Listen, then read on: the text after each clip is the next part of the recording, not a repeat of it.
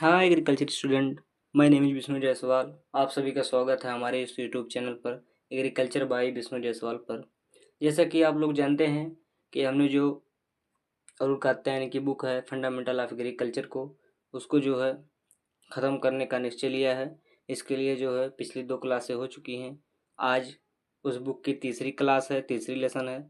तो जो लोग पिछली 2 वीडियो नहीं देखे हैं वो पिछली 2 वीडियो देख लें, इसके बाद हमारे साथ जुड़ें।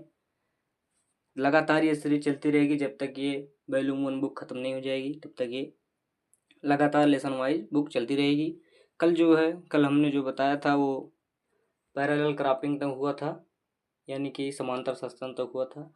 आज की क्लास में आगे शुरू करते हैं। हेडिंग है सहचरी सस्यन। कौन सी हेडिंग है? सहचरी सस्यन। सहचरी सस्यन का मतलब होता है कंपेनियन क्रॉपिंग। कंपेनियन क्रॉपिंग क्या है? ऐसा अंतरा सस्यन जिसमें दोनों फसल का उत्पादन उसके शुद्ध फसलों के उत्पादन के बराबर हो। कहने का मतलब ऐसा इंटरक्रॉपिंग जिसमें दोनों फसलों का उत्पादन लगभग शुद्ध फसलों के बराबर होता है, तो इसको हम कंपेनियन क्रॉपिंग कहते हैं। ठीक भैया।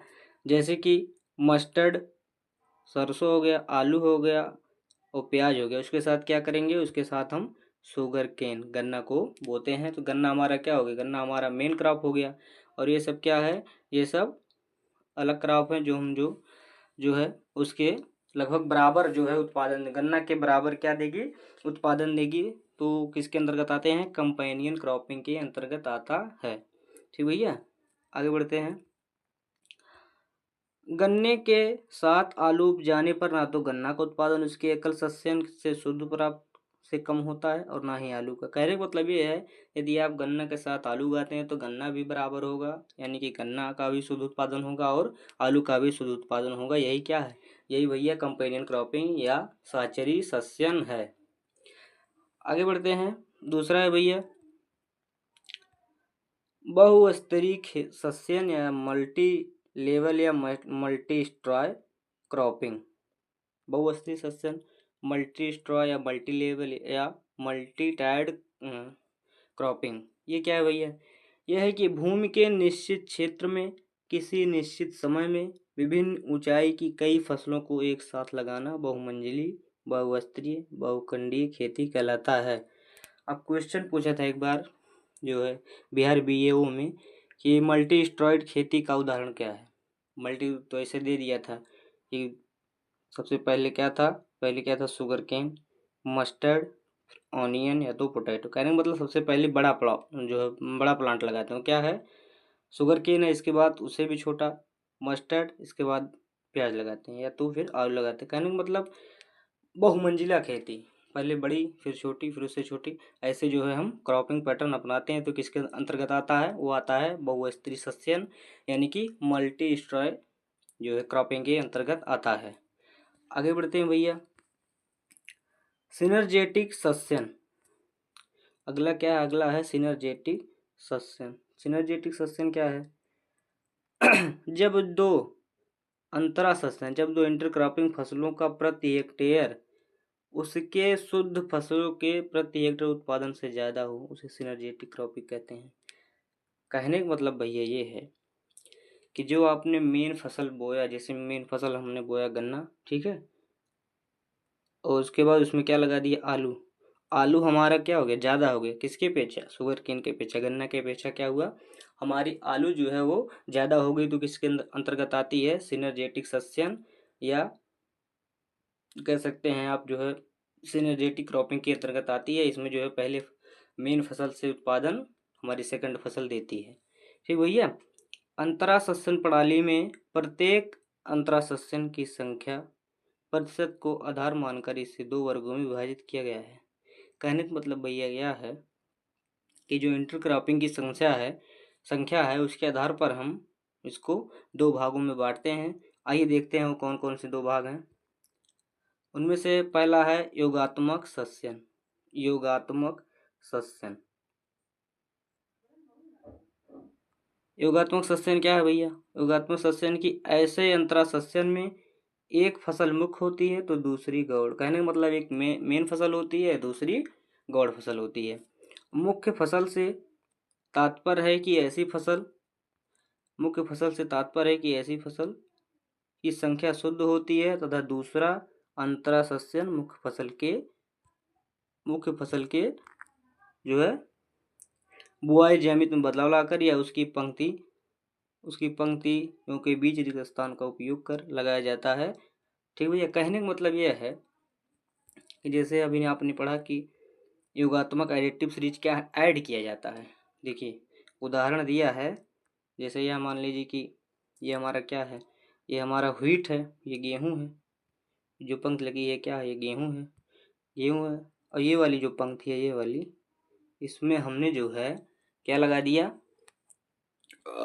भैया, इसमें जो हमने आलू लगा दिया, सॉरी गन्ना है, गन्ना के साथ आलू लगा दिया। ये गन्ना है, गन्ना, ये जो मेन फसल है गन्ना है, इसके साथ हमने जो है आलू लगा दिया। ये कौन सी फसल है, आलू, यहाँ पे क्या लगा दिया, आलू लगा दिया। कहने का मतलब ये गन्ना का एक लाइन हो गया, ये क्या हो गया, एक लाइन। आलू खोए होते किसके अंतर्गत आता है, ये भैया आता है आपके एडिटिव सीरीज। एडिटिव का मतलब ऐड करना। जो गन्ना की लाइन होती है उसके बीच में हम एक दूसरी क्रॉप ले लेते हैं आलू, वो किसके अंतर्गत आती है, वो आती है भैया एडिटिव सीरीज इंटरक्रॉपिंग के अंतर्गत आती है। आगे बढ़ते हैं। हमारे देश में यही प्रणाली ज़्यादा प्रचलित है। कहने का मतलब बीच में भैया बुआई जरूर कर देंगे। ये प्रणाली एडिटिव सीरीज इंटरक्रॉपिंग जो है हमारे देश में बहुत ज़्यादा प्रचलित है। इसका मुख्य उद्देश्य अतिरिक्त आय प्राप्त करने के साथ साथ जोखिम को कम करना है। जैसे गन्ना की दो पंक्तियों के बीच रिक्त स्थान में आलू की बुआई करना। एडिटिव जो सीरीज इंटरक्रॉपिंग के जो लाभ है, मुख्य लाभ, वो कहने का मतलब है कि इससे जो है अधिक आय प्राप्त करना तथा साथ साथ में जो उसमें जोखिम यानी कि जो हानि होती है उससे बचना। जैसे मान लीजिए हमारा गन्ना का क्रॉप खराब हो गया या कुछ खराब हो गया तो अगला जो है आलू तैयार है, आलू हमारा उत्पादन दे देगा। तो कहने का मतलब है एडिटिव सीरीज में हम मुख्य फसल के साथ भी दूसरी फसल को बोते हैं, जिससे हमारे पहले फसल के खराब होने के डर से दूसरा फसल तैयार हो जाता है, जिससे हमें हानि नहीं पहुंचती है। वो किसके अंतर्गत आता है, एडिटिव सीरीज इंटरक्रॉपिंग के अंतर्गत आता है। ठीक भैया, भारत में सबसे ज़्यादा प्रचलित कौन है, यही है एडिटिव सीरीज क्रॉपिंग, यही सबसे ज़्यादा प्रचलित है। आगे बढ़ते हैं भैया। आगे है पुनः स्थापित प्रकार का सस्यन। पुनः स्थापित प्रकार का सस्यन यानी कि रिप्लेसमेंट सीरीज इंटरक्रॉपिंग। अब भैया उसमें क्या था, उसमें जो है हम एक फसल लगाते थे जोखिम के लिए, जिससे हमारा जोखिम कम हो, जिससे मान लीजिए मेन क्रॉप खराब हुई तो दूसरा भी तैयार हो जाएगा, है ना। इसमें क्या देखिए, इसमें है कि ऐसी प्रणाली में दोनों अंतरासस्यन इंटरक्रॉप घटक फसलों के रूप में उगाए जाते हैं। यहाँ ना तो कोई मुख्य फसल होती है और ना ही कोई गौण। कहने का मतलब यहाँ पर केवल क्या होगी, एक ही फसल होगी, अर्थात दोनों फसल की प्रति हेक्टेयर शुद्ध फसल संख्या से कम होती है। कहने का मतलब भैया ये है कि ऐसी प्रणाली में दोनों इंटरक्रॉप कंपोनेंट क्रॉप के रूप में उगाते हैं। यहाँ ना तो कोई शुद्ध फसल होती है और ना ही कोई गौण, अर्थात दोनों फसल की प्रति हेक्टेयर संख्या शुद्ध फसल होती है। जैसे आगे देखते हैं, सरसों है, मेन जो क्रॉप वो व्हीट है, व्हीट के जो किनारों पर हम लोगों ने सरसों बो दिया, व्हीट के जो है सरसों बो दिया। शुद्ध फसल ज़्यादा है तो उत्पादन भी ज़्यादा होगा। कहने का मतलब अगर व्हीट है, ज़्यादा व्हीट है, अब जैसे मान लीजिए आपके पास 1-2 हेक्टेयर ज़मीन है, उसमें से आपने लाइन टू लाइन जो है मान लीजिए कि 4 लाइन, 1 2 3 4 लाइन ये हो गया। इसके बाद 6 7 8 9, एक लाइन गेहूँ, दूसरी लाइन में गेहूँ, तीसरी लाइन में गेहूँ, चौथी लाइन में, और 5वीं लाइन में आपने क्या किया, सरसों बो दिया। तो मुख्य फसल तो ज़्यादा है ही, गौड़ फसल ये है, ये गौड़ फसल इसमें मतलब ही नहीं रहता है इसका कोई। तो ये किसके अंतर्गत आती है, रिप्लेसमेंट सीरीज इंटरक्रॉपिंग के अंतर्गत आती है। फिर हम जो है 6वें में भी गेहूँ, 7वें में भी गेहूँ, 8वें में भी गेहूँ, 9वें में गेहूँ बो देते हैं। तो कहने का मतलब भैया ये है कि जो फसल होती है दोनों प्रति हेक्टेयर संख्या शुद्ध फसल संख्या से कम होती है। जो व्हीट है वो भाई ज़्यादा है तो ज़्यादा उत्पादन देगी, और सरसों है तो सरसों क्या है, उत्पादन कम देगी। आगे बढ़ते हैं। कह रहा है भैया व्हीट मस्टर्ड 9:1 इंटरक्रॉपिंग में, यानी कि जो है यदि हम गेहूँ बो रहे हैं तो 9 लाइन गेहूँ बोएंगे और 1 लाइन सरसों बोएंगे, फिर 9 लाइन जो है गेहूँ, फिर 1 लाइन सरसों बोएंगे। कह रहा है कि गेहूँ के प्रत्येक पंक्ति के बीच की दूरी को थोड़ा कम करके 10वें पंक्ति की जगह सरसों बोया जाता है। ऐसी खेती पश्चिमी देशों में प्रचलित है। वही बताए ना भैया कि 9 लाइन जो है हम गेहूँ बोएंगे और 10वें पंक्ति पर हम सरसों बोएंगे, तो किसके अंतर्गत आता है? ये आता है भैया रिप्लेसमेंट सीरीज इंटरक्रॉपिंग के अंतर्गत आता है। तो आशा करते हैं भैया यहाँ तक बात समझ आएंगी। अगर किसी को कोई दिक्कत हो तो कमेंट में पूछ लेना। चलिए आगे बढ़ते हैं। आगे भैया सफल अंतर सस्यन की ज़रूरतें, यानी कि आप जब इंटरक्रॉपिंग कर रहे हैं तो अगर आपको लाभ होगा तभी तो करेंगे ना। तो इसी कहने का मतलब ये है कि सफल अंतर सस्यन की ज़रूरतें क्या क्या हैं ये देखते हैं। पहला है दोनों कंपोनेंट पोषक तत्वों फसल पोषक तत्वों की अधिकतम मांग ही एक ही समय में नहीं होनी चाहिए। कहने का मतलब ये है कि जैसे मेज और ग्रीन ग्राम दिया है, मेज ग्रीन ग्राम दिया है, तो दोनों को जो है, जैसे मान लीजिए मेज को जो है 55 दिन में जो है पोषक तत्व की आवश्यकता होती है और ग्रीन ग्राम को 30 से 35 दिन में आवश्यकता होती है।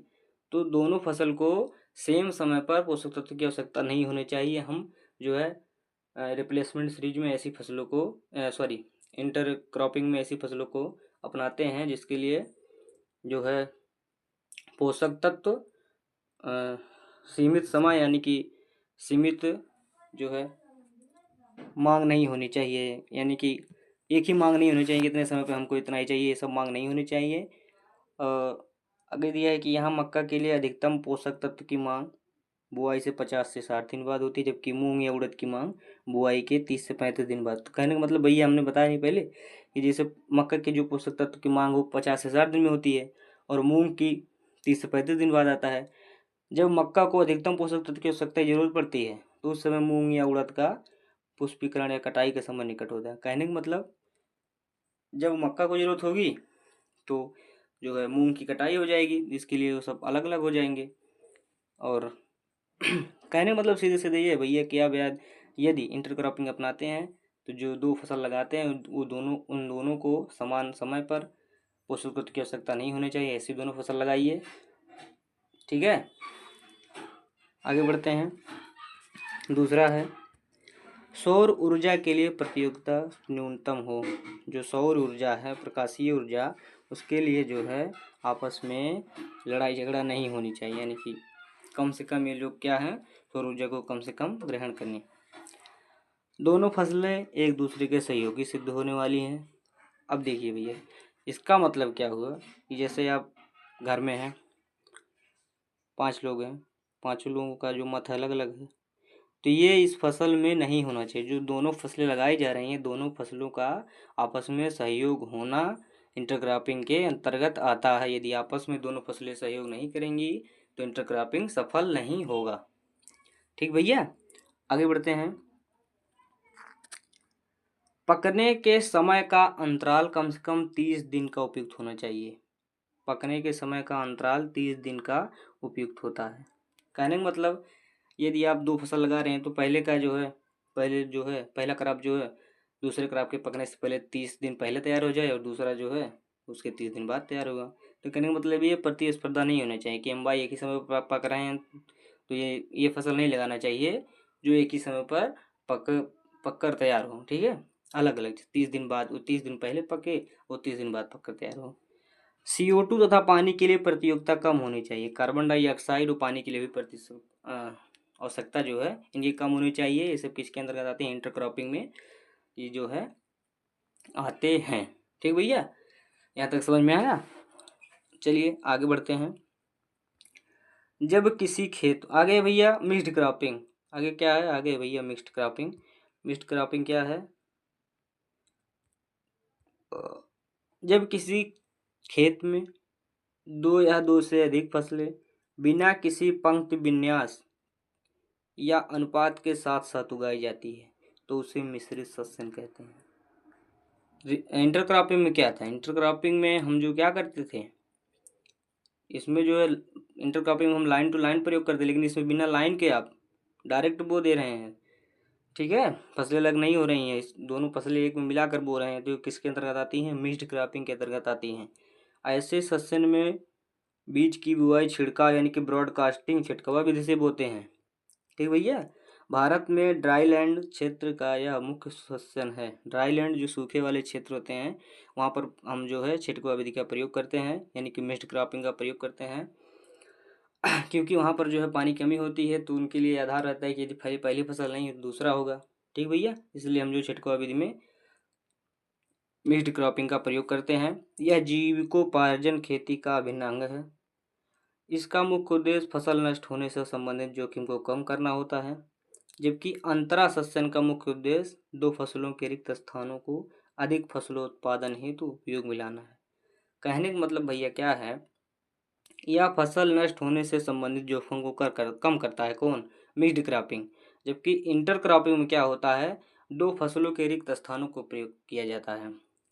मिक्स्ड क्रॉपिंग क्या है? मिक्स्ड क्रॉपिंग फसल के जोखिम को कम करता है, और जबकि इंटर क्रॉपिंग क्या करता है, उसमें जो जगह खाली रहती है उसमें हम फसलों को कवर करते हैं, उसमें हम जो है फसलों को बोते हैं खाली स्थान में। ये क्या करता है, इसमें जो हम दो जो साथ में दो फसलों के बीच एक साथ ही बो देते हैं, किसके अंदर आता है? मिक्स्ड क्रॉपिंग के अंदर। मिक्स्ड माने मिलाकर बोना, ठीक भैया। अगला है मिश्रित सस्यन। मिश्रित सस्यन मिक्स्ड क्रॉपिंग का वैज्ञानिक अध्ययन सर्वप्रथम ला फ्लिट्जे ने 1928 के द्वारा किया गया। अब क्वेश्चन पूछ लेता है कि जो है मिश्रित सस्यन का वैज्ञानिक अध्ययन है, वैज्ञानिक कौन है? तो मिश्रित सस्यन के वैज्ञानिक जो हैं ला फ्लिट्जे 1928 में इन्होंने मिश्रित क्रॉपिंग को अध्ययन किया है, ठीक भैया। आगे है मिश्रित सस्यन। मिश्रित सस्यन की नई अवधारणा इंटरक्रॉपिंग है। कहने का मतलब भैया है कि जो ये मिक्स्ड क्रॉपिंग है उसकी नई अवधारणा इंटरक्रॉपिंग है। कहने का मतलब सेम टू सेम वही है, बस जो मिक्स्ड क्रॉपिंग है इसमें जीविकोपार्जन के लिए होता है, जो कि कम करने के लिए होता है। जो इंटरक्रॉपिंग होता है उसमें जो खाली स्थान होता है उसमें हम फसलें बोते हैं, वो इंटरक्रॉपिंग कहलाता है, ठीक भैया। आगे बढ़ते हैं। सीक्वेंस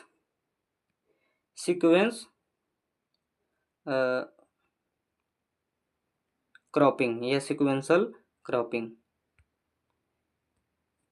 ये देखिए भैया सतत सस्यन सीक्वेंस या सीक्वेंशियल क्रॉपिंग क्या है। कह रहा है कि किसी खेत में एक वर्ष में दो या दो से अधिक फसलों को शीघ्र कम यानी कि क्विक सक्सीजन में उगाना सतत सस्यन कहलाता है। कहने का मतलब ये है भैया कि ऐसे सस्यन में पहली फसल कटते ही तुरंत दूसरी फसल बोना, और दूसरी फसल कटते ही तुरंत तीसरी बोना। देखिए ऐसे सस्यन में पहले फसल कटते ही दूसरी फसल बोया जाता है, अर्थात आगामी फसल की बुआई पूर्ववर्ती फसल की कटाई से क्रम में होती है। जैसे कि मक्का की कटाई के तुरंत बाद आलू को लगाना, आलू को खोद कर तुरंत मिर्च को लगाना, ये एक सीक्वेंस में चलते हैं। यहाँ पर पहली फसल काटी तुरंत दूसरी फसल, दूसरी फसल कटी तुरंत तीसरी फसल, तो किसके अंतर्गत आती है? सिक्वेंशियल या सिक्वेंशियल क्रॉपिंग के अंतर्गत आती है, ठीक भैया।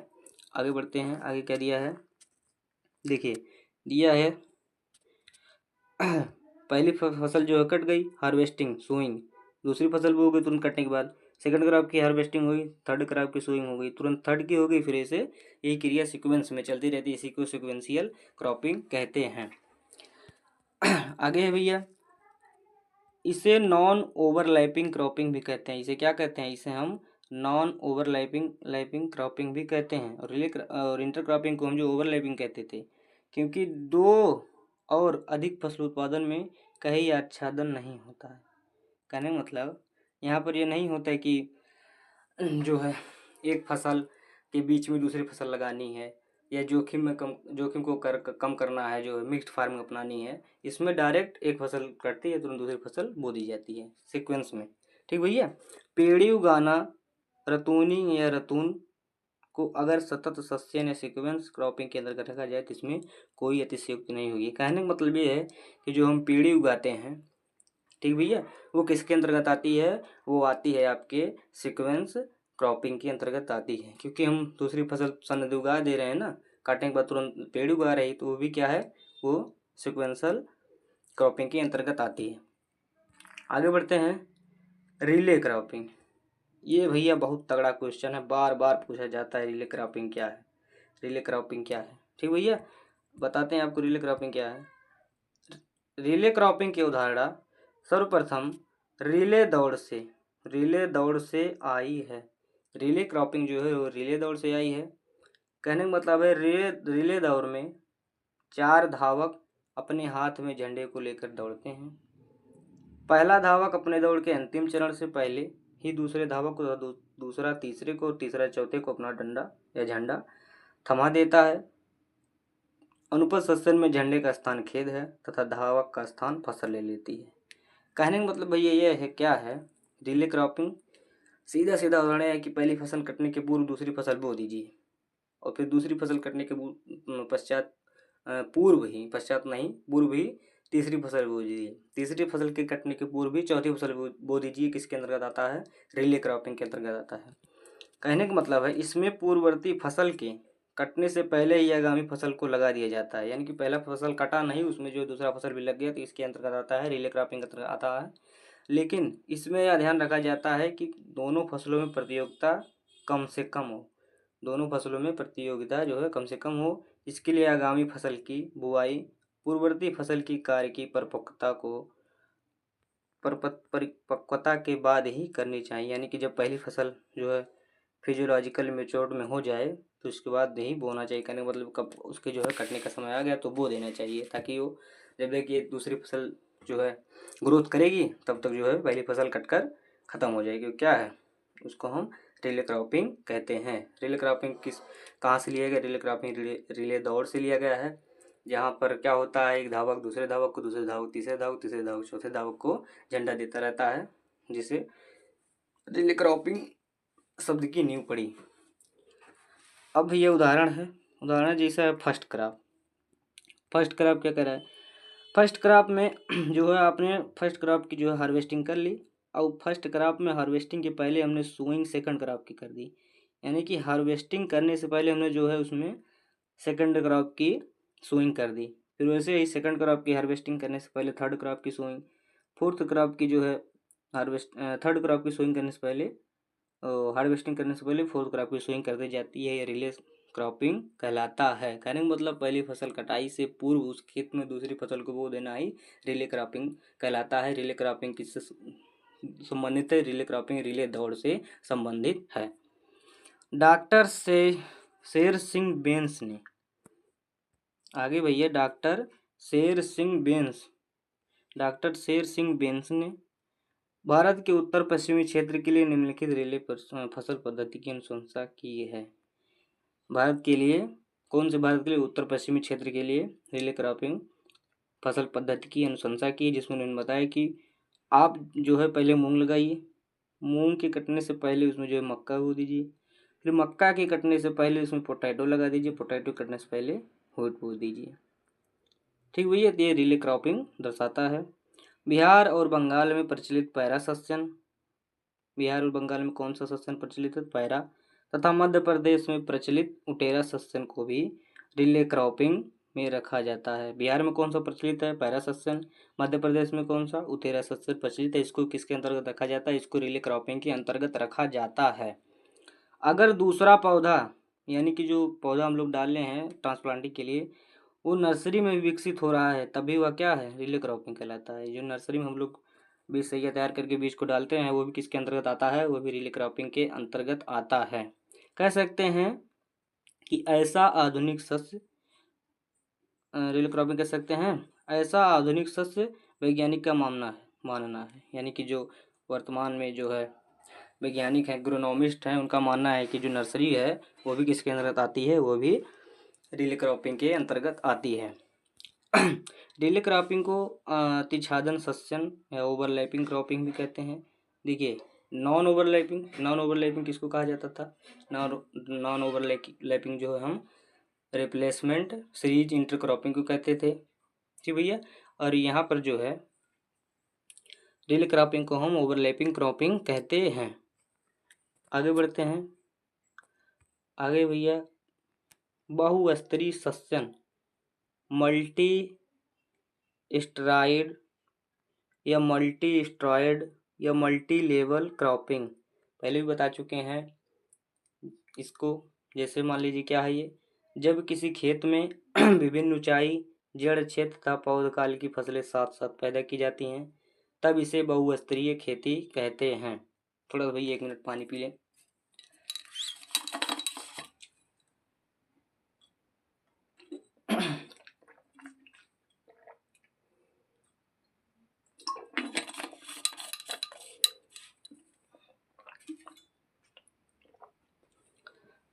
कहने का मतलब भैया ये है कि जब किसी खेत में विभिन्न ऊंचाई, जड़ क्षेत्र तथा पौधकाल की फसलें साथ साथ पैदा की जाती हैं तो इसे बहुस्तरीय खेती कहते हैं। आगे बढ़ते हैं, क्या है भैया, आगे क्या है, आगे कह रहा है कि रूटिंग और wearing height pattern and duration is called multi-state. कहने का मतलब जिनकी जो ऊंचाई है, फिर और ऊंचाई, जड़ क्षेत्र एंड उसका जो अवधि है, वो सब मिलाकर जो खेती की जाती है मल्टी स्टेरॉयड या बहुस्तरीय या बहुमंजिला, इसको बहुमंजिला खेती भी कहते हैं, ये बहुमंजिला खेती कहलाता है।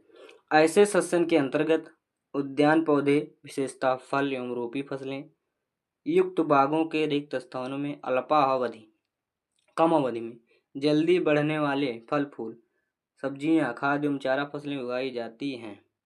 इस प्रकार के सस्यन से मृदा नमी तथा सौर ऊर्जा का क्षमतापूर्वक उपयोग किया जाता है। विभिन्न फलक विन्यास तथा विभिन्न जड़ क्षेत्र फैलाव ऐसे सस्यन के लिए आवश्यक है। ठीक भैया, आगे बढ़ते हैं। इसका मुख्य उद्देश्य क्या है, इसका मुख्य उद्देश्य है फैलाव, फैलाव का अधिकतम उपयोग करना होता है, इसलिए यह सस्यन अस्थायी इनिडेशन इन स्पेस इस सिद्धांत पर कार्य करता है या आधारित है। यह प्रणाली अंतरा सस्यन का एक ही प्रकार है। आगे है, मैदानी तथा पठारी दोनों क्षेत्रों में यह लाभप्रद होता है। ऐसे सस्यन के उदाहरण हैं भैया, हमने आपको क्या बताया कि जो मल्टी स्टड बहुस्तरीय क्रॉपिंग है, उसमें क्या करते हैं, सबसे पहले बड़े प्लांट लगाते हैं, इसके बाद उससे छोटे, फिर इसके बाद उससे छोटे, या फिर जो सबसे ज़्यादा जो है पोषक तत्व ग्रहण करता है उसको लगाते हैं, फिर उससे कम, है ना। ये सीक्वेंस जो है हम चलाते रहते हैं इसमें, किसमें, मल्टी स्टेरॉयड में। जैसे मान लीजिए कोकोनट है, क्या है, कोकोनट है, कोकोनट की जो है, कोकोनट के साथ हम जो ब्लैक पेपर लगा दिए, ब्लैक पेपर के साथ फिर कोकाओ लगा दिया, पाइनएप्पल लगा दिए। अब जो कोकोनट है उसकी ऊंचाई 10 मीटर है, यानी कि सबसे ज़्यादा ऊंचा हो गया। फिर इसके बाद जो ब्लैक पेपर है इसकी ऊंचाई 6 से 8 मीटर हो गया। फिर कोको जो है उसको 3 मीटर है और पाइनएप्पल जो 1 मीटर। तो इसी क्रम में, इसलिए इसको बहुमंजिला खेती कहते हैं, क्योंकि सबसे पहले बड़ी मंजिल वाली कौन है, कोकोनट, फिर ब्लैक पेपर, फिर कोकाओ, फिर पाइनएप्पल है ना भैया। आगे बढ़ते हैं। चलिए, बहुफसली खेतों हेतु फसलों का चुनाव। अब है मल्टी स्टेरॉयड जो क्रॉपिंग की जाती है उसके अंतर्गत फसलों को किस तरह से चुनाव करना चाहिए ये जानते हैं। जिसमें से पहला कह रहा है भैया, फसलों को इस प्रकार व्यवस्थित करना चाहिए ताकि एलोपैथिक प्रभाव, पोषक तत्वों का अस्थायी स्थिरीकरण एवं मृदा के एक ही तरह से पोषक तत्वों का दोहन ना हो। कहने का मतलब है कि एलोपैथिक प्रभाव, आगे बताएंगे एलोपैथिक प्रभाव क्या है, उसको इस प्रकार से व्यवस्थित होना चाहिए ताकि मृदा के कण या पोषक तत्वों का किसी भी प्रकार से नुकसान ना पहुंचे, उसका किसी भी प्रकार से दोहन ना हो। ठीक भैया, आगे बढ़ते हैं। दूसरा क्या कह रहा है, दूसरा है कि किसी भी सस्यन प्रणाली में लेग्यूम का समावेश होना चाहिए, क्योंकि लेग्यूम वायुमंडलीय नाइट्रोजन को जो है स्थिर करने के साथ साथ संसाधनों जैसे जल, वायु और सौर ऊर्जा का सीमित उपयोग करता है तथा बदलते परिवेश हेतु अनुकूल भी होता है। यानी कि जो है बहुत फसली खेती जो है इसमें जो है लेग्यूम समावेश होना चाहिए, क्योंकि लेग्यूम वायुमंडलीय नाइट्रोजन की स्थिर करते, जाहिर सी बात है भाई, जो लेग्यूम फसलें हैं वो नाइट्रोजन का स्थिरीकरण करती हैं। उसके साथ साथ जल, पोषक तत्व और सौर ऊर्जा का जो है सीमित उपयोग करती है तथा बदलते परिवेश हेतु अनुकूल भी होता है। ये किसके अंतर्गत आता है, ये बहुफसली खेती के अंतर्गत करना चाहिए। अब भैया यहाँ तक आपकी हुई क्लास जो है ख़त्म। लगातार जो है आपका लेसन चलता रहेगा जब तक फंडामेंटल ऑफ एग्रीकल्चर का बैलूम पूरा नहीं हो जाएगा। तो जो लोग पिछली वीडियो नहीं देखे हैं वो जाकर पिछली वीडियो यूट्यूब पर से देख सकते हैं। और जो है रोज़ जो है हम 8 बजे जो है रात को ये वीडियो अपलोड करते हैं। तो आप लोग भारी से भारी संख्या में वीडियो को लाइक शेयर एंड जो समझ में ना आए इसको कमेंट कीजिए। इसका रिप्लाई हम अपने कमेंट बॉक्स में अवश्य देंगे भैया। धन्यवाद।